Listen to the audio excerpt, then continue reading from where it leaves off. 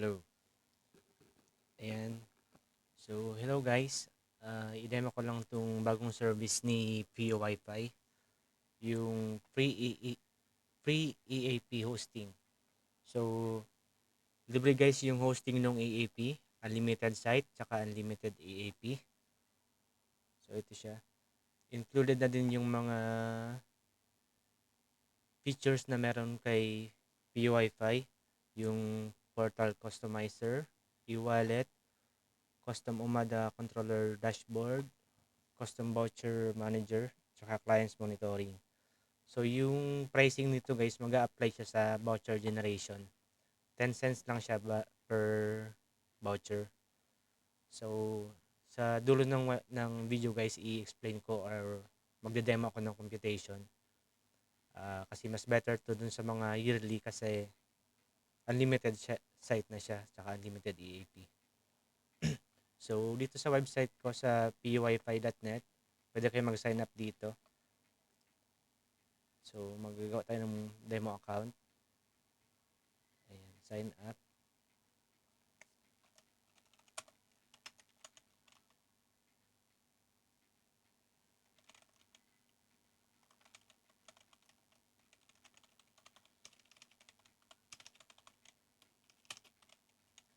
Then, ito guys, meron tayo ditong field na TP-Link Cloud account. So, kung meron kayong TP-Link account, ilagay nyo dito para yung sa pag-generate ng site, ma may assign dun sa TP-Link account nyo. So, pwede nyo siyang i-access sa app.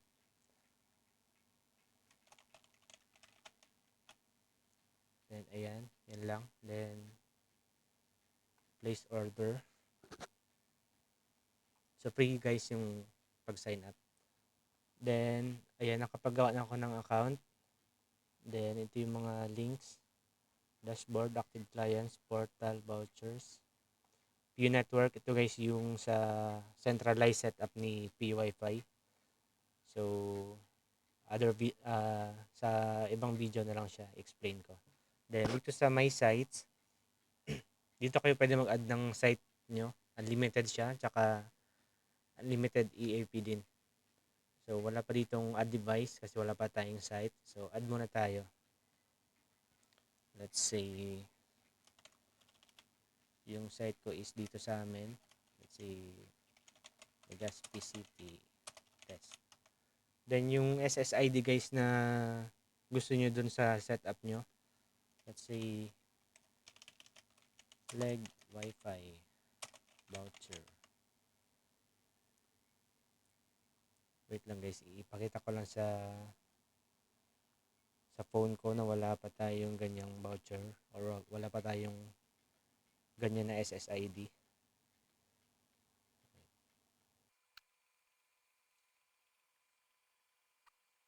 Pakita ko lang wala tayong leg wifi voucher na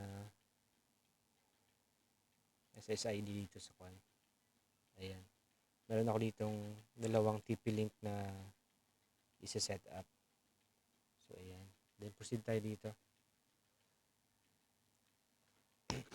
Then, ito guys na address, di naman to required. Pero, mas magandang ilagyan nyo ng address kasi may pinaplan na akong app na kwan. Parang, para sa customers natin, parang makikita nila kung saan yung mga available na hotspot area.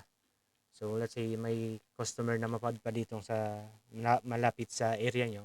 Pwede niyang i-check yung location kung saan yung pinakamalapit. Then, pwedeng mabilang kayo ng kwan, ng voucher code. So, ayan. So, iliblank ko lang siya.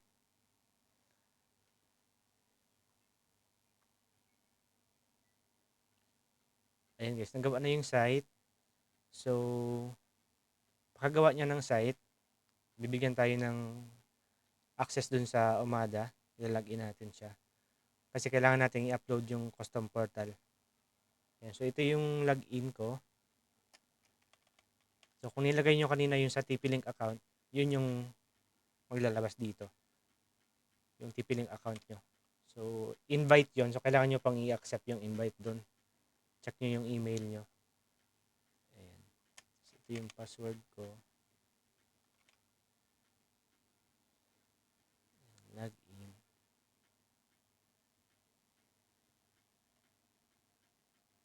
Ayan. Ito na guys yung nagawa na site. Kailangan natin i-login yung o i-upload yung custom portal.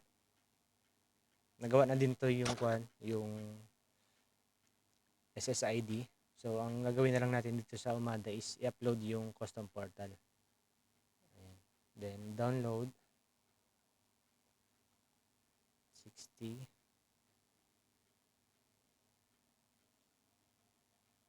Ayan. Then, apply. Ayan. Paka-upload natin, tapos na tayo sa Umada. Lahat ng gagawin natin dito na sa website ni PUWiFi. Then, upload complete.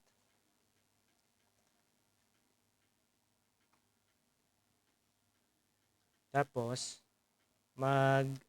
pwede tayo mag-adapt ng device. Unlimited din siya. So, first is, kailangan natin i-set up yung device. Yan ba yun dito? FC. So, para ma-set up natin yung device, punta tayo sa browser. Type natin tplinkEAP.net. Then, ilagin natin yung default na login details ni Umada o ni TP-Link. Admin. Ayan. Then, gagawa tayo ng bagong login details. Admin. Tandaan nyo to guys kasi kailangan to sa pag-adapt. So, ayan. Kailangan yung MAC address saka yung username password. So, ito yun. Yung username password.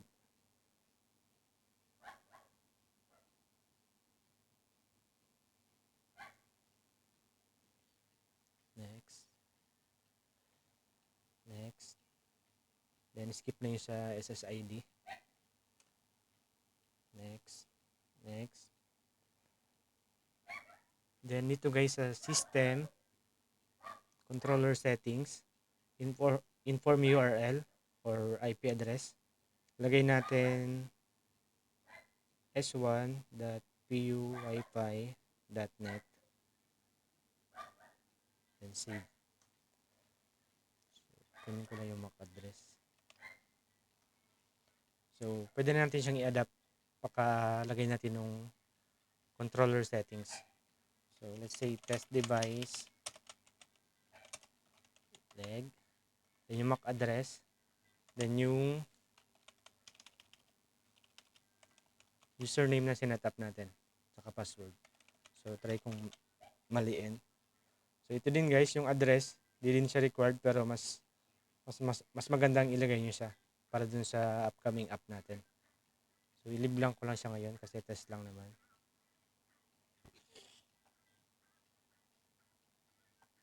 So, ayan. Mali daw. So, ilagay ko yung tama. 1, 2, 3, 4.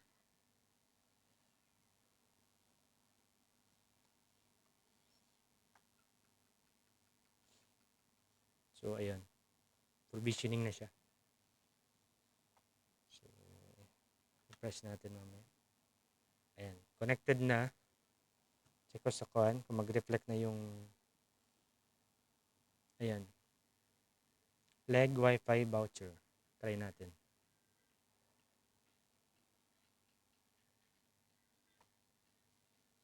So, ayan guys. Meron na siyang custom portal since free na nga siya dun sa pag-sign up natin kanina. Or free talaga siya dito sa unlimited service ng PUWiFi. Then, punta tayo sa portal. Design natin. Lagyan natin ng style para makita nyo nag-work siya. Let's say, ayan. Then, palitan natin si color green. Then, save. Ayan. So, yun guys, yung customizer natin is automatic na siya nagre-reflect. Ayan. Updated na siya. Then, mag-add tayo ng voucher. So, merong for printing tsaka for e-wallet. So, let's say sa e-wallet, libre na din, hindi siya guys libre. May may fee lang din si PYFi dun sa e-wallet transactions. One lang siya. 1%. So, sa 100 pesos, piso lang yung kikitain ni PYFi. Ayan, test natin. 1, say 5 minutes.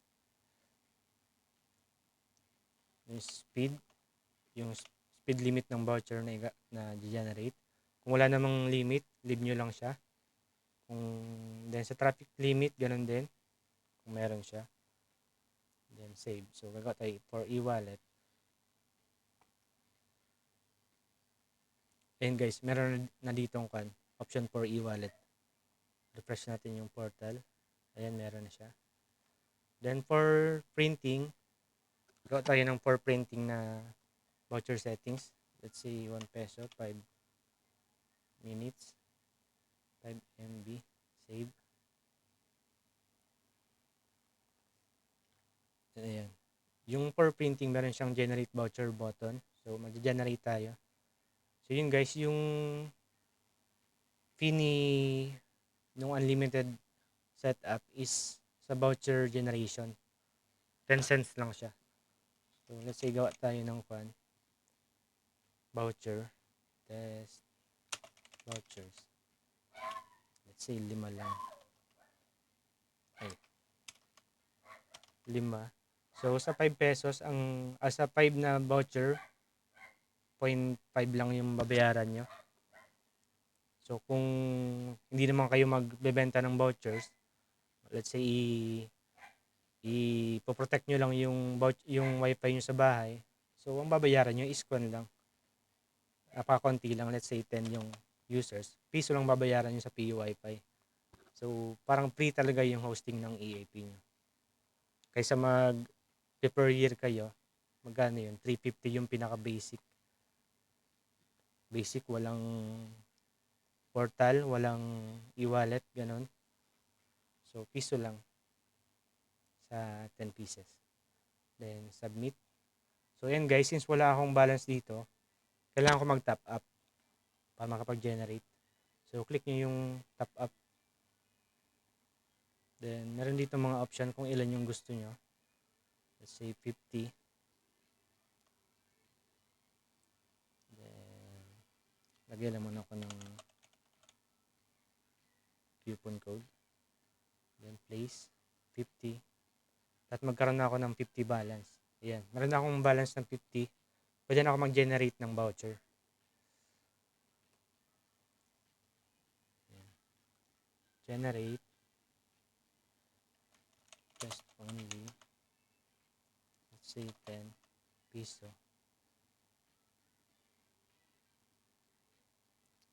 Ayan. Mag-generate na siya guys. Wait, nag-disconnect yung pang mirror.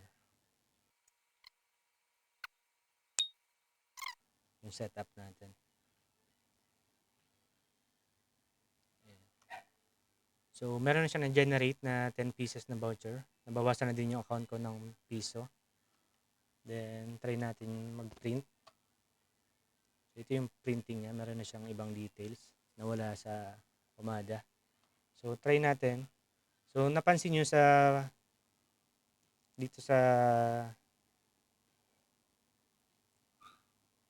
portal, meron nakalagay na code. Yan yung code na ginamit ko, yung last na ginamit ko.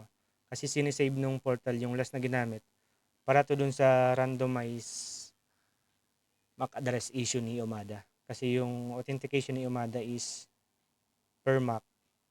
So, pag nag-randomize na yung phone, mawawala na yung validity ng voucher mo. Pero kung per online user yung generate yung voucher, pwede siyang gamitin ulit. So, i-click na lang ni customer yung connect. Hindi niya na kailangan tandaan yung code. So, proceed tayo. So, ito yung test code. 1683. Ay, bali. Ayan, connected na ako guys. Nag-work yung setup natin. So, ganun lang guys kadali. Meron ka ng isang voucher setup. Pwede ka pa mag-add ng madaming site or mag-add ka ng madaming device dito. So, libre lang siya guys. Sa generation lang tayo magkakon. May bayad. Then, itry natin yung e-wallet.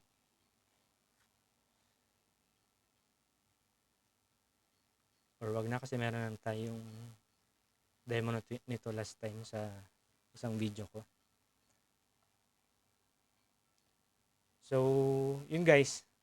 Napakamura lang nung setup natin sa Unlisite. Sa voucher lang siya. Mas mura siya compared sa per year kasi let's say per year mo is yun na nga yung karamihan nakikita ko 350 per year. Basic lang siya, wala siyang portal customizer, walang e-wallet. So let's say meron kang 10, 350 times 10. So yan, sa 10 meron kang mabayaran na 3.5 per year. Ang laki niyan. Kung sa PU Wi-Fi, let's say nakakabenta ka ng 1,000 voucher per month times 10, 01, hindi, 10%, 10 cents, 100. So, times 12 mo siya, 1.2 lang compared dun sa 3.5. Ang laking tipid nyo na guys. Tsaka pwede rin yun siyang kwan. Let's say gusto niya magbenta ng nakasetup na EAP. So, gawa lang kayo ng account dito sa website ko. Tapos pwede na kayo magbenta ng nakasetup. I-generate lang kayo ng let's say may free kayong 1,500. Let's say 500. So, 50 lang siya. O, yung magkano yung EAP? 1,150 plus 50. So, 1,2. Tapos, bibenta nyo ng, let's say, 2K kasi meron siyang mga additional features. So, laki ng kita nyo. So, yun lang guys yung para sa unlimited site and unlimited EAP natin. Yung next video natin yung sa PU Wi-Fi, yung centralized. I-discuss ko yung mga advantages ng centralized setup. So yun guys, thank you.